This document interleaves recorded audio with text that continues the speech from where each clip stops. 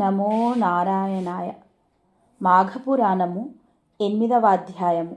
దత్తాత్రేయుడు కార్తవీర్యార్జునకు ఉపదేశాన్ని ఇచ్చుట. దత్తాత్రేయుడు బ్రహ్మ, విష్ణు, మహేశ్వరుల యొక్క అంశమున జన్మించినాడు. అతడు కూడా లోక కళ్యాణము కొరకు ఘన కార్యములు చేసినాడు. త్రిమూర్తులు దత్తాత్రేయుని రూపమున జన్మించి ఉన్నారు. దత్తాత్రేయుని కాలంలో కార్తవీర్యార్జునుడను క్షత్రియ వీరుడు మాహిష్మతీయను నగరమును రాజధానిగా చేసుకొని పాలిస్తూ ఉండేవాడు. అతనికి గురువర్యులు దత్తాత్రేయులు. ఒకనాడు కార్తవీర్యార్జునుడు దత్తాత్రేయుని ఆశ్రమానికి వెళ్ళి నమస్కరించి, గురువర్య, మీ అనుగ్రహం వలన అనేక విషయాలు తెలుసుకొని ఉంటిని, కానీ మాఘమాసం యొక్క మహాత్మ్యంని విని ఉండలేదు. కావున మాఘమాసం యొక్క విశిష్టత గురించి, మాఘమాస ఫలం గురించి నాకు వివరించవలసిందిగా కోరుతున్నాను అని దత్తాత్రేయుణ్ణి కోరాడు. దత్తాత్రేయుడు కార్తవీర్యార్జునుని కోరికను మన్నించి ఈ విధంగా వివరించెను. భూపాల, భరతఖండంలో ఉన్న పుణ్యనదులకు సమస్తమైన నదులు ప్రపంచమునందు ఎచ్చటా లేవు. ఈ నదులలో ముఖ్యమైనవి 12. అందుచేతనే వీటికి పుష్కర ప్రవేశము కలుగుతున్నది.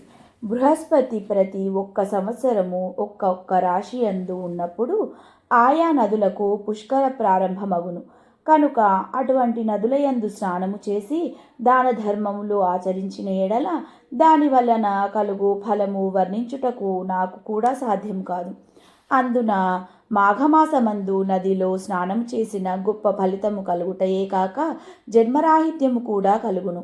కనుక ఏ మానవుడైనను మాఘమాసములో సూర్యుడు మకర రాశి అందుండగా మాఘస్నానము చేసి ఒక సద్బ్రాహ్మణునకు దానధర్మములు చేసినచో పంచమహాపాతకములు చేసిన వాడైనను ముక్తి పొందగలడు అని దత్తాత్రేయుడు కార్తవీర్యార్జునకి తెలుపుచు ఇంకను ఈ విధముగా చెప్పుచున్నాడు. పూర్వకాలమున గంగానదీ తీరపు ఉత్తర భాగమున భాగ్యపురమను పట్టణము కలదు. అందు నివసించు జనులు కుబేరుల వలె ఉన్నారు. ఆ నగరంలో హేమాంబరుడు అను వైశ్యుడు కలడు. అతడు గొప్ప ధనవంతుడు.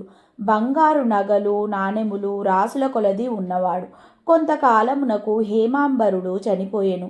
తండ్రి చనిపోగానే అతని కుమారులిద్దరూ తండ్రి ఆస్తిని భాగములు చేసి పంచుకొని ఇష్టం వచ్చినట్లు పాడు చేయుచుండ్రి. ఇద్దరు చెరొక ఉంపుడు కత్తెను చేరదీసి కులభ్రష్టులయ్యారు. ఒకనాడు పెద్ద కుమారుడు వేశ్యతో ఉద్యానవనంలో విహరించుచుండగా కర్మవశాత్తు త్రాచుపాము కర్చుటచే నోటి వెంట నురుగులు గ్రక్కుచూ చనిపోయినాడు. ఆ విధముగా హేమాంబరుని కుమారులిద్దరూ చనిపోయినారు. యమదూతలు వచ్చి వారిద్దరిని యమలోకానికి తీసుకొని వెళ్ళిరి. చిత్రగుప్తుడు వారి జాబితాలను చూసి పెద్దవాణిని నరకంలో పడవేయమన్నాడు, రెండవ వాణిని స్వర్గమునకు పంపించమన్నాడు. అప్పుడు చిత్రగుప్తునితో ఇలా అన్నాడు, అయ్యా, మేమిద్దరము ఒకే తండ్రి బిడ్డలము. ఇద్దరము ఒక విధంగానే పాపములు చేసి ఉన్నాము. అయినా అతనిని నరకమునకు నాకు స్వర్గమునకు ఎలా ప్రార్థించును అని అడిగాడు. ఆ మాటలకు చిత్రగుప్తుడు, ఓ ఈ వైశ్యపుత్ర, నీవు నీ వేశ్యను కలుసుకొనుటకు ప్రతిదినము ఆమెతో సంగమించి గంగానదిని దాటి అవతల గట్టున నీ మిత్రుని ఇంటికి వెళ్ళి వచ్చుచుండేవాడవు. అటులనే మాఘమాసములో కూడా నదిని దాటుతుండగా కెరటాల జల్లులు నీ శిరస్సుపై పడినవి. అందువలన నీవు పవిత్రుడవైనావు. మరొక విషయం ఏమనగా, నీ మిత్రుడు బ్రాహ్మణుడు. ప్రతినిత్యము బ్రాహ్మణ దర్శనం చేసినచో గోహత్యాది మహాపాపములు కూడా నశించును.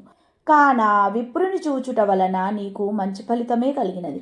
అదియును కాక ఆ బ్రాహ్మణుడు జపించు గాయత్రి మంత్రమును కూడా నీవు విని ఉన్నావు.